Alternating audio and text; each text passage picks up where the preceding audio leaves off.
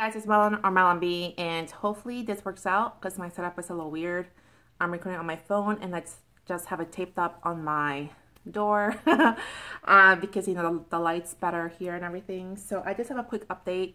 Let me show you guys the pattern for April that I released yesterday. It is called the Offset Cowl.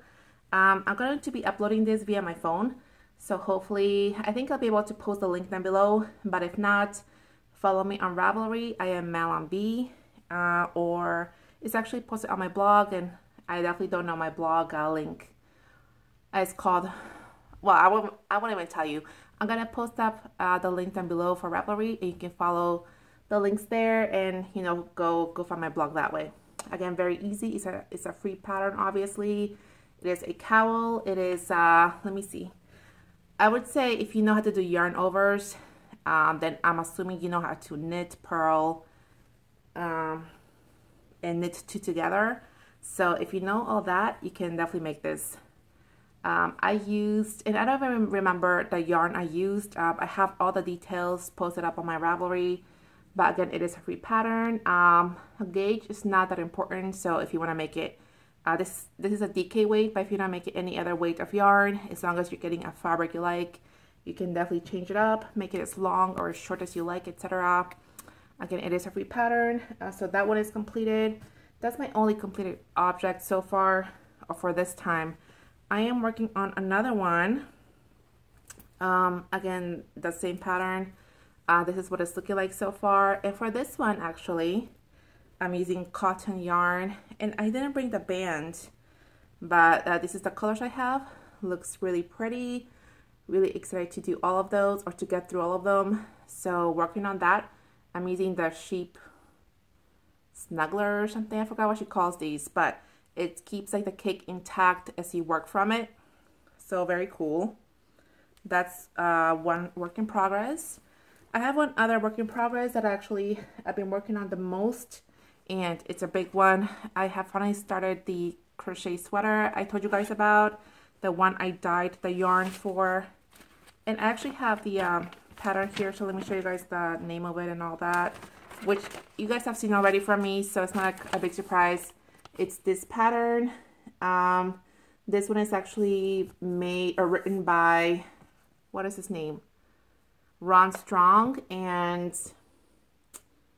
what else? It is a paid for pattern. I actually don't know how much it is, but again, it is a paid for pattern. You can find it on Ravelry. Chogolisa, that's what it is, and you work on it in parts. So right now I'm working on the back. I'm actually going to be done with the back pretty soon. I think I need about maybe five inches or so before, sorry, let me just kind of get the yarn out of the way. I need about five more inches or something like that. See, just like the top shoulder part, I already did the holes for the arms right here, so just need like the shoulder part. Yeah, maybe like a few more inches, and then I'm done with the back. You guys can see I used all the different colors of yarn that I dyed. You can definitely see it here. I couldn't see it earlier, but yeah, you can definitely tell here. So you guys can see all the different skeins that I got from that.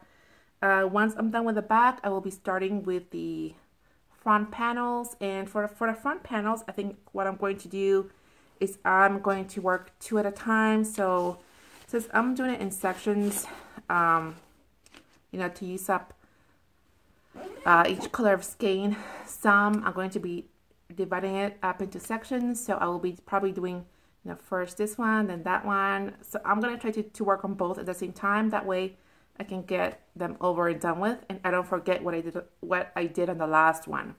So once you do the front panels, then you do the arms, and also it has a button band that goes, you know, all the way around the neck area. So we'll have to see how that turns out. I don't know how much yarn I'm going to have left, or of which one I'm going to have the most of to do the button bands, but I think it should be okay. The other one I'm working on is actually an Amigurimi plant. And I recently got a very cool planter. Let me show it to you guys. It's by, what's her name? crackpot crockery, which I have gotten a lot of stuff before. You guys have seen like a couple of mugs, the Bob Bomb mug, as well as that milk, like the milk bottle from Zelda. So this is from her, the same place, Crockpot Crockery.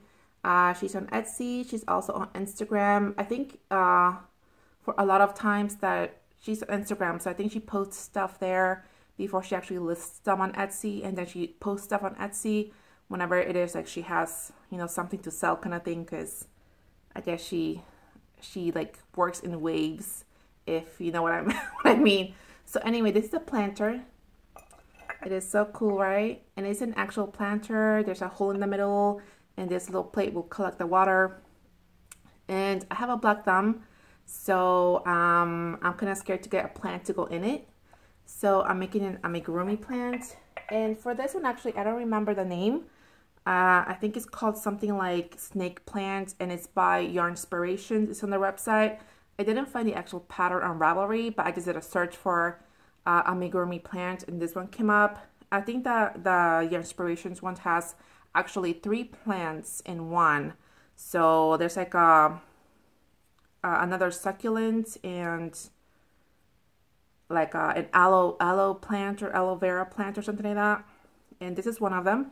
I'm actually pretty much done with it already. Well, you do these each leaf individually, and there's 2 sizes. There's a large size and a small size, and then you put them together. I already sewed it together, so I need to finish make the dirt, and then it's gonna go like that. I think it's a pretty good size, so really looking forward to finishing that up so I can put it in my room. So yeah, this is actually very quick and very easy. Now I forgot the pattern, like via the pattern, how many leaves it tells you to do of each, but I did 5 large leaves and I did 4 small leaves. Again, I forgot how much or how many they told you to do via the pattern. Also via the pattern, they actually, you know what, maybe not via the written pattern, because you know, there's like the written version, and also they actually have a video, a tutorial video with Mikey making this specific plant. And I watched a little bit of his video. What he does is he uses some kind of wire to like weave through the leaves, so you know they can be more bendable. I didn't use the wire, but I did use a smaller hook than what they called for in the leaves, so hoping that they could be somewhat, you know, bendable for me without using the wire. So anyway, I used an F hook. I think via the pattern you use a G hook, and also I think the pattern they use cotton wool instead of red heart, which I use just regular red heart super saver.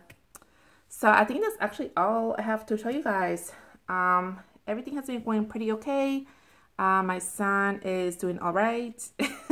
It's already I mean, April is already gone. That's amazing to me, guys. Really amazing. It's just like flying by for real. Well, that's all for right now. I'm going to be updating you guys whenever I'm done with the plant, probably, even if it's just like a quick little update, because I think otherwise I'll probably put it off and maybe forget.